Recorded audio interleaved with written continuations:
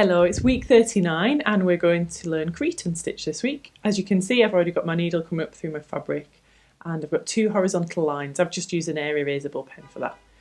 I've actually come up, as you can see, just above the left-hand corner of that bottom line.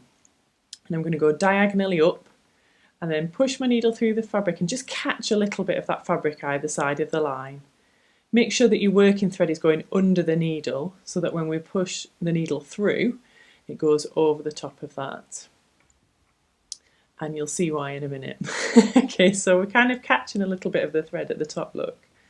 And then I'm going to do exactly the same thing at the bottom. So I've come diagonally right, gone in through the fabric, at the bottom of the line there, bottom of the bottom line, and then just caught a little bit of the fabric. And I'm going to move up with that working thread underneath. And as I move up, it catches the diagonal that we did before. So we've got that working thread kind of going either side of the stitch there. Now I've got it the wrong side now, and I don't want to catch it on those knots that I've already done.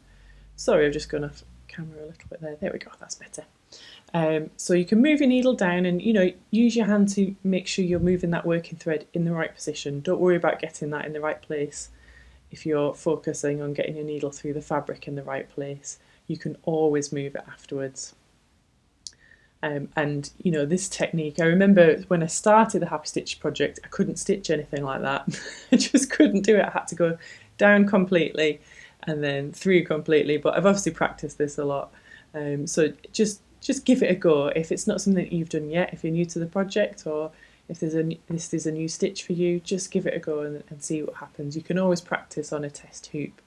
So if you're stitching a sampler or something, you can always do that. I've pulled it a little bit too tightly, so I'm just pulled the thread out at the back there just so that I didn't have that pulled in the wrong direction. So each time we're just catching a little bit of that, making sure that that working thread is underneath the needle as you pull.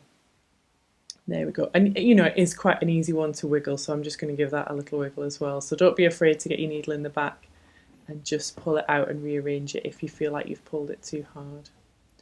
So we're going to do one last one at the top because I've got to the end of the line.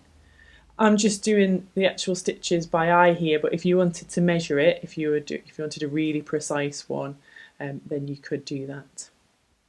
So I'm just going to pull through here, and then to make it nicely balanced, I'm not going to go down to the bottom line. I'm going to go back in just a little bit further up, just so that it balances with that first stitch on the other side. And there we go, that's Cretan stitch. Just pull out that fabric, there we go. It's a lovely pattern, isn't it? It would make a really great border. And if you wanted to be super precise with it, then you can, you could measure it out, work out where you wanted to go through the fabric on the top and the bottom lines. You could be super, super precise if you want. But just give it a go by eye first. And there we have it. So let me know how you get on with that this week.